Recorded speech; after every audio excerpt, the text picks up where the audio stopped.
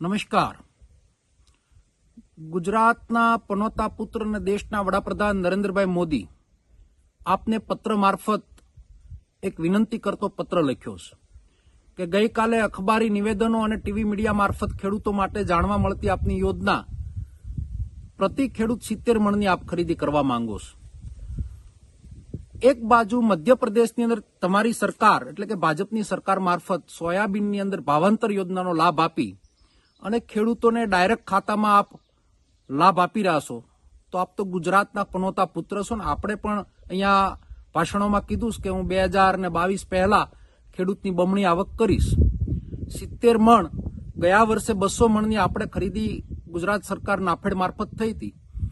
તો મધ્યપ્રદેશની જેમ ભાવાંતર યોજનાનો લાભ મળે અને ખેડૂતના 200 મણની ખરીદી થઈને સીધા જ એના ખાતામાં જાય એવી એક આપને લાગણી વ્યક્ત કરતો પત્ર લખ્યો. સાથે સાથે હિન્દુસ્તાનની આપની સરકાર મારફત એક સંસ્થા ખેડૂતોની અપેડા નામની સંસ્થા મારફત ગઈકાલે એક્સપોર્ટ ઉપર નિયંત્રણ કરવાનું જે કામ કર્યું.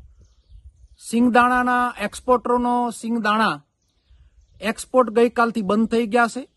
મનસ્વી પ્રકૃતિથી જે કાયદા કાનૂનમાં ફેરફાર લાવી અને એક્સપોર્ટ ઉપર નિયંત્રણ લાવવાનો જે પ્રયત્ન થયો છે, ત્યારે હિન્દુસ્તાનના અને ગુજરાતના ખેડૂતો પાયમાલ થઈ રહ્યા છે.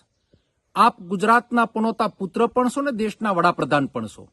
માં પીરસનારી મોસાળે જમણવાર ડબલ આવકની વાતો કરી હતી, પણ મૂળગા રૂપિયા ઉભા થાય એવી સ્થિતિ નથી ને. બીજી બાજુ સ્વદેશી અભિયાનનું આપે જોર લગાવ્યું છે. કપાસની ઉપર આયાત ઉપર 0% ડ્યુટી, સિંગદાણાના એક્સપોર્ટની અંદર નિયંત્રણ ઉપર લાવવામાં આવ્યું. 70 મણ પ્રતિ ખેડૂત ખરીદીની વાત.